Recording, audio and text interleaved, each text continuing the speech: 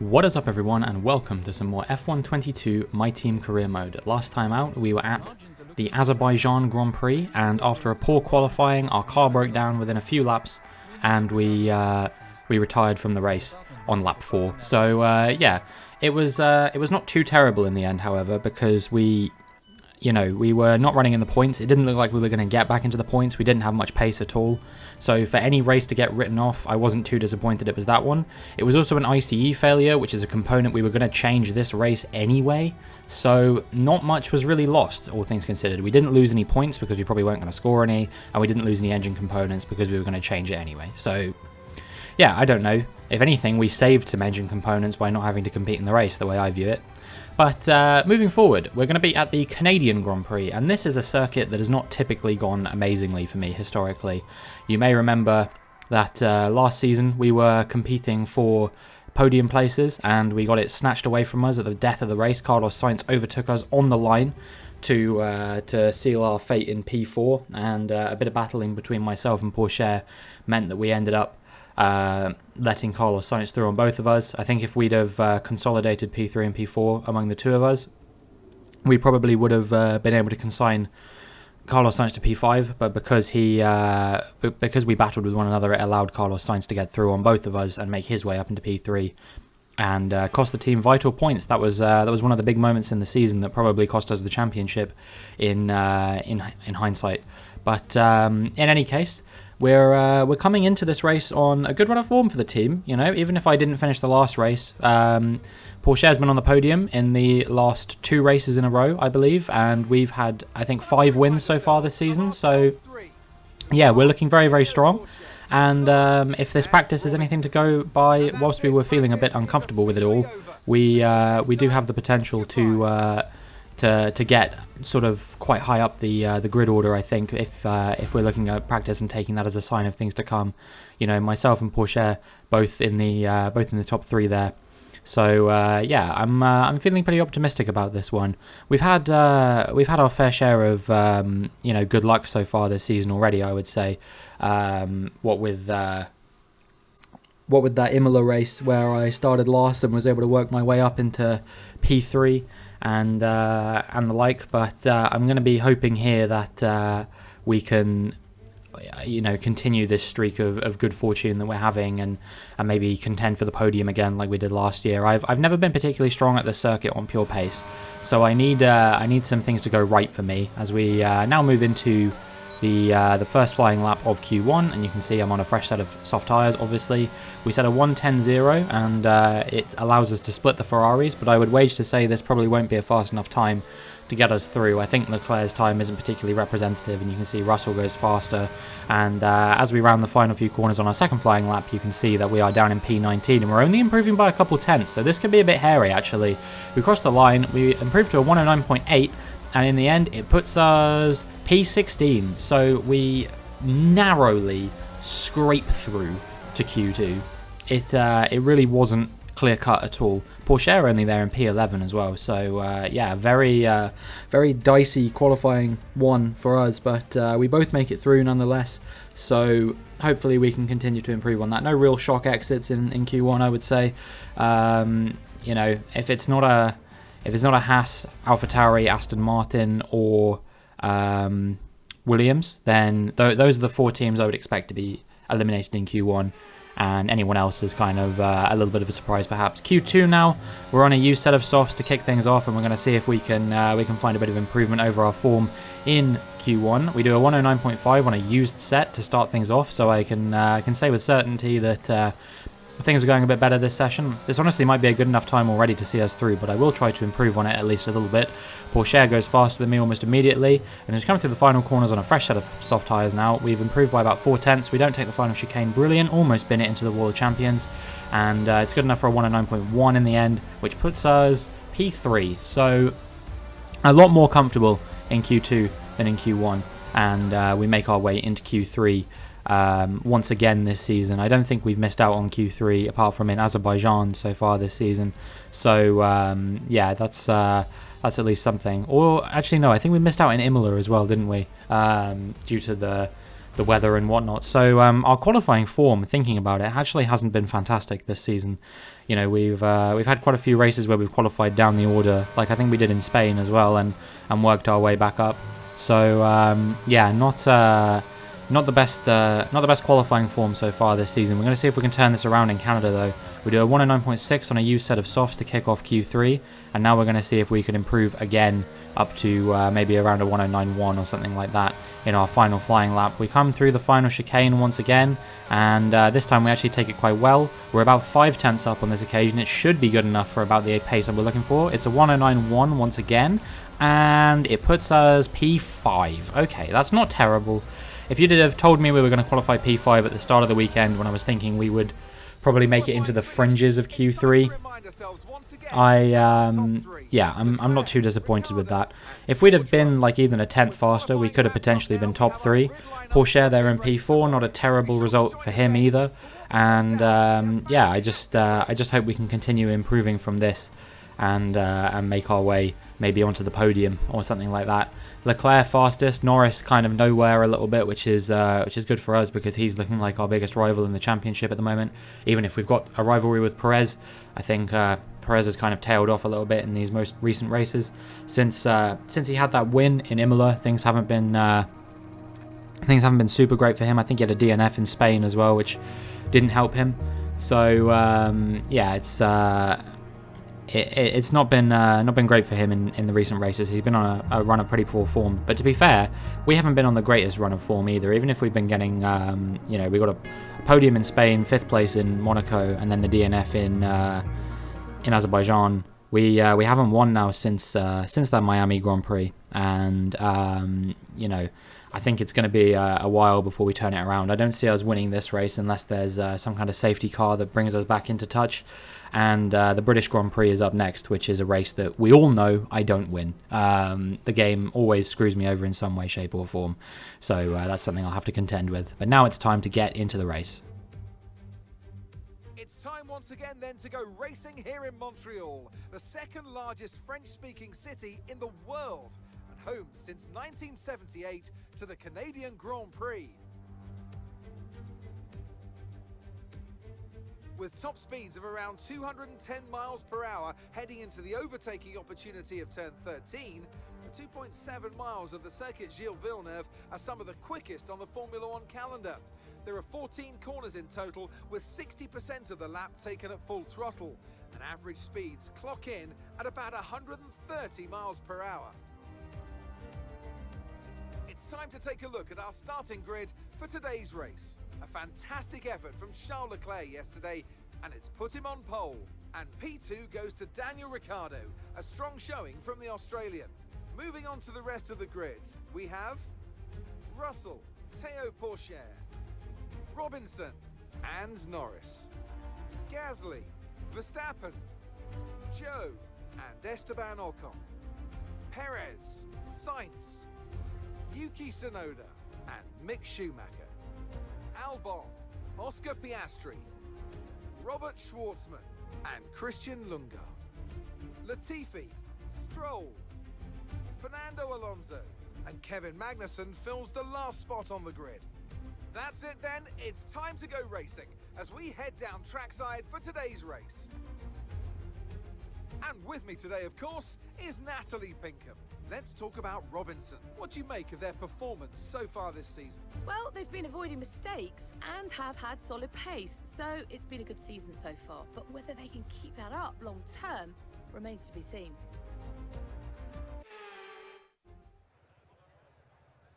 I can definitely keep it up long term.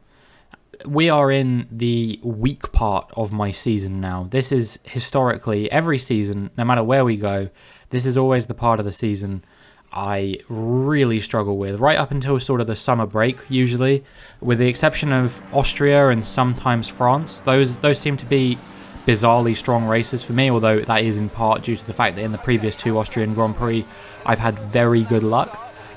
So yeah, everywhere from sort of Imola, barring Miami maybe, up until Hungary, that's usually my weakest part of the season. And then once we come back from the summer break, I usually start kicking ass and taking names. So yeah, we're kind of just grinding our way through the difficult part of the season, and we're getting some strong results, you know, even if we haven't won. A P2 in Spain was a lot better than I was expecting. P5 in Monaco maybe slightly better than I was expecting as well. And qualifying this far up the order in Canada as well is optimistic, in my opinion. So, yeah, I actually think we're having a very strong season. As the lights come on, and the lights go out, and we get a somewhat decent start, especially compared to Russell, but unfortunately there's nowhere for us to go. We go straight into the back of him because we don't want to lose out to the cars behind us, and I will have to check for damage there. It looks like we managed to get away with that one without any damage, so that was quite fortunate. And we actually make our way around the outside of our teammate Teo Pourchaire as well, so we've now made our way up into P4, and we're going to see if we can challenge Russell for this final podium position now, as he looks to potentially get ahead of Ricciardo. Leclerc is already a long way up the road, and it's looking like this Canadian Grand Prix might be his already, unless someone can start closing him down. But we know that he has pretty rapid pace when he checks out in these Grand Prix. It's come from a history of racing him a lot in the previous season. We move on now to lap 4, and you can see that we are closing down George Russell. Ricciardo's managed to break touch from him a little bit as we go into the back of Russell again and somehow escape damage once again. I had to check after this race that I was still on simulation damage, but because to have 2 big touches like that, I was pretty confident that we must be on like standard damage or something, but we were on simulation damage, so I guess I just got lucky on this occasion that the shunts weren't bigger.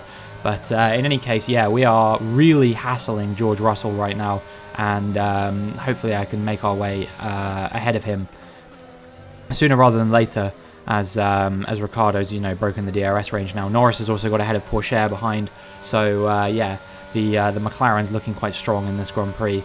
Ricciardo actually having a pretty decent season from what I can tell. You know, he's been a podium contender in a lot of these races. However, it looks like this might not be one of those occasions for Ricciardo, because it's just been announced that he has some kind of mechanical problem, perhaps. I don't think he's retiring from the Grand Prix by the sounds of things, but yeah, he might be a bit slower, and perhaps me and Russell will reel him back in. Who knows?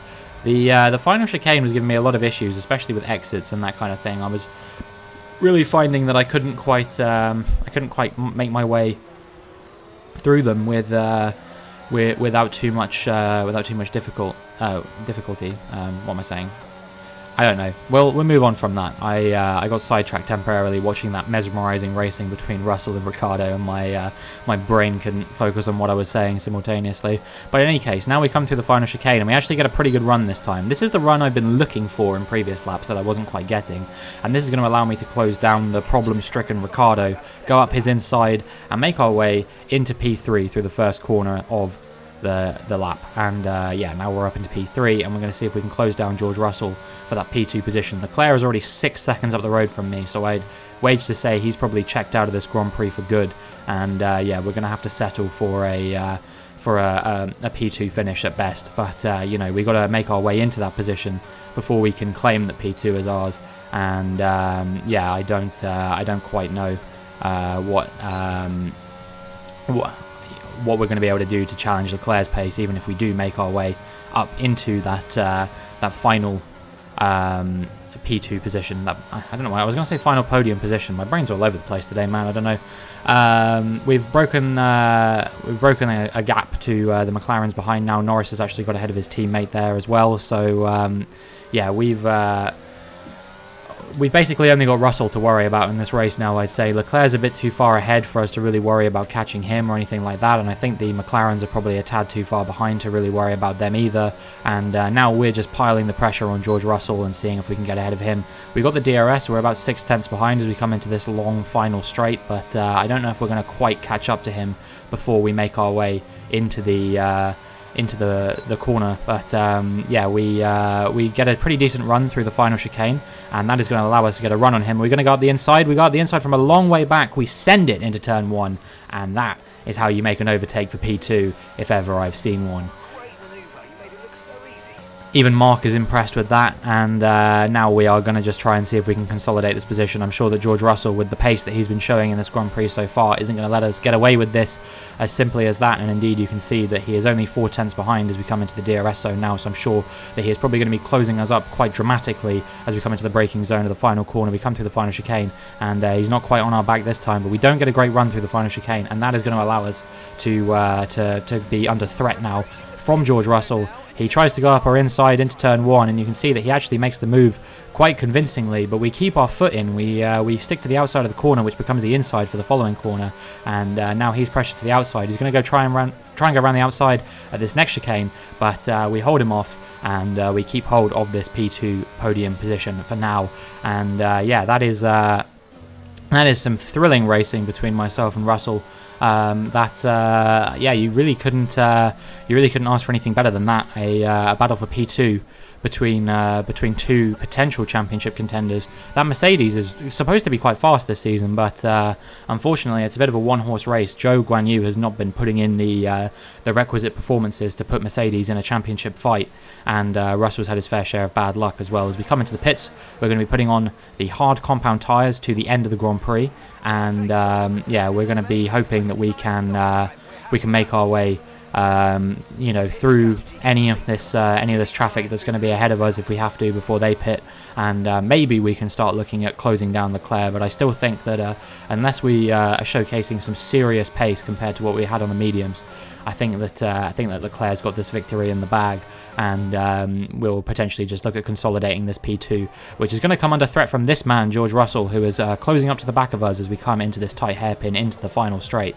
and he will have the DRS once again, and he will be closing us down, no doubt, and trying to attack us. But as we progress through this straight, you can see the smoke coming out of the back of his car, and the game decided it was going to give me P2 for absolutely nothing.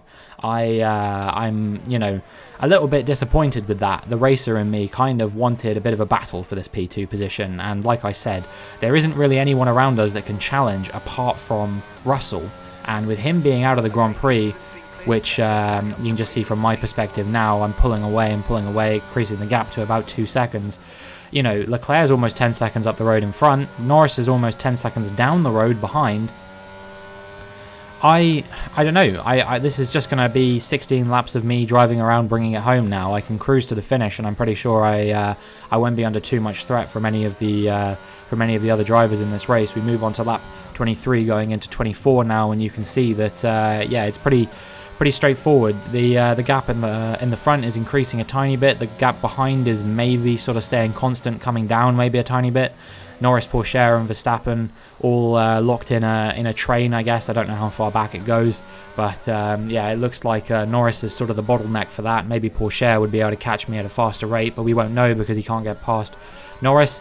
It's deceptively difficult to overtake at this track, actually. People think that because there's some long DRS straights, it's quite easy, but you may remember last season's race here at Canada in real life, where Sainz was the sort of main contender against Verstappen in the Grand Prix because Charles Leclerc had that grid penalty, and towards the end of the Grand Prix, Sainz was closing and closing and closing. He was on the better strategy to Verstappen, but no matter what he did, he just could not make the move work on Verstappen. He was super close a lot, but the exit from the hairpin, he couldn't find enough traction to stay with Verstappen, and that is something that rings true for the game as well. That the one best overtaking position in this circuit is deceptively difficult to follow people in without falling quite far behind them. So yeah, we're quite lucky that we managed to make a couple of overtakes into the first corner just by closing them up through that first that DRS zone after the hairpin, and then utilizing the DRS again in the following straight, the sort of pit straight, if you will. Yeah, lucky not to hit the wall of champions on any occasion. I think we tagged it on a couple of laps towards the beginning, actually. I didn't show that, but full disclosure, I did tag the wall on a couple of occasions, but we didn't crash, which is good because we are a world champion now. Actually, all three of the front runners are world champions at some point, and also Verstappen in P5 is a world champion. So yeah, 4 world champions occupying the top 5 at the moment. The only other champion on the grid apart from the 4 of us is Alonso, because Hamilton and Vettel have obviously retired at this point. And yeah, we're just trying to consolidate P2. Leclerc a long way up the road. It never really looked in doubt for him from about lap 1 that he was going to be just clocking out of this race and winning it quite comfortably. Meanwhile, Norris looks like he's got things under control. Maybe Porsche can size up a late move on him, but either way, it's going to be a pretty good team result for us, I think, no matter what happens. P2 and P4, that's 30 points for the team. And Porsche, continuing to put in the performances that I wanted to see from him a bit earlier in the season. He's really started to come good. He had a P2 in Monaco, and then the win in Azerbaijan, and now he's coming home for P4 in the Canadian Grand Prix as well. So yeah, I can't really be too disappointed with his performances. As we round the corner onto the final lap, and yeah, it looks like things are going to be pretty straightforward. So all in all, my sort of thoughts on this race, I think it was a very solid Canadian Grand Prix. I think we got a little bit lucky that Russell had that DNF. We didn't really have anyone to contend with towards the finale of the Grand Prix, but yeah, I enjoyed the battle that we had towards the beginning of the race, and I think we had a pretty strong start to get ahead of Porsche, and we might have got ahead of Russell had we been in a different position on the grid than the one we were. I think we could have maybe tried to go up his inside, but that might have been quite dangerous. Going up the inside of the AI is always a risky game on lap 1, because sometimes they can pinch you in and close the door. Apparently there's going to be rain in 10 to 15 minutes. I'm hoping we'll have finished the race by that point, but you never know, as I think Leclerc is just about rounding the final few corners and getting ready to win the race. And yeah, like I said, it was never really a question for him, and after lap 18 it was never really a question that we were going to be P2 either. So yeah, a strong result here, and definitely we made amends for the disappointment of last season as we crossed the line to take P2. Nice work, mate. You did really well today. I think the boss is going to be happy with that one. And the boss is happy with that one. How do I know? Because I am the boss. I don't really know what he was trying to say there. Sainz somehow gets driver of the day over me, but I'm not going to argue it too much. Magnificent drive and a great performance from the entire team to secure victory here in Canada.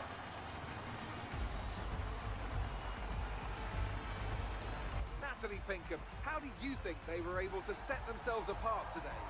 I think that smart tyre management on track and very smooth driving definitely assisted in their victory today. That combination meant they got the absolute maximum out of their tyres at all times.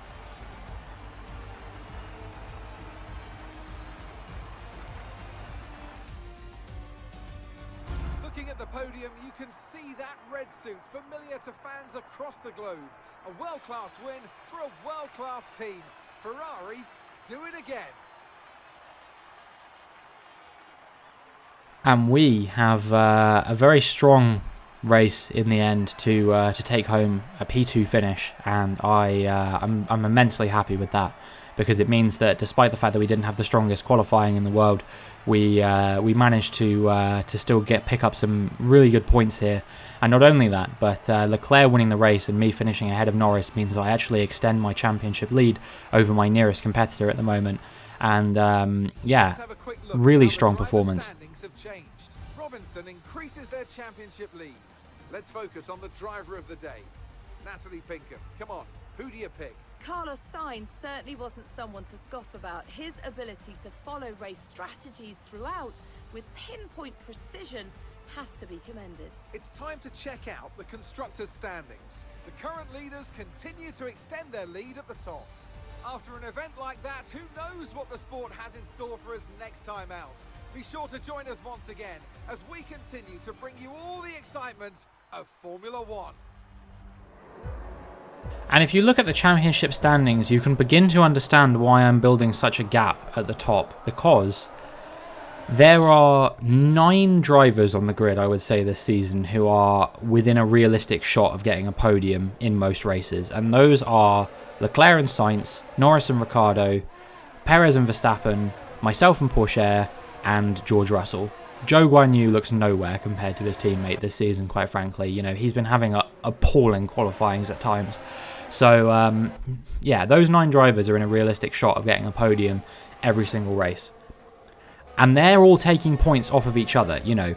When it comes down to it, it's always me right up at the sharp end of the grid, and then it's, you know, 2 others of those other 8 drivers who are making their way onto the podium. But it's a lot of the time it's someone different. You know, Perez has won races this season, Norris has won races this season, Pourchaire's won a race this season, and Leclerc has now won a race this season as well. So that is sort of the biggest thing about why I'm dominating this championship so much, is because it's never the same people who are up there with me. It's always me, and then it's never the same. Like, the reason why it was so close between myself and Leclerc last season is because it was always me and Leclerc up there. If it wasn't me winning a race, you could be pretty much sure that it was going to be Leclerc instead. And then, you know, there were only a couple of occasions where that didn't happen. I think Norris won like a race or 2, and I think Verstappen won a race or 2. But something ridiculous like 16 or 17 out of the 22 races we did were won by either myself or Leclerc. You know, we were having a really fierce battle, and we were both pushing each other super hard. But I don't think there's anyone in particular that's really pushing me race after race after race this season. I think it's someone different on each occasion, you know. I made Leclerc my rival at the start of the season because I was pretty sure I was going to be battling him, and then at the start of the season it transpired that Perez was, you know, looking like he might be the sort of championship contender. So I made him my rival, and now he's nowhere, and now it's looking like it might be Norris after all. But then what happens in the next part of the season if he's nowhere and it turns out to be a different person again?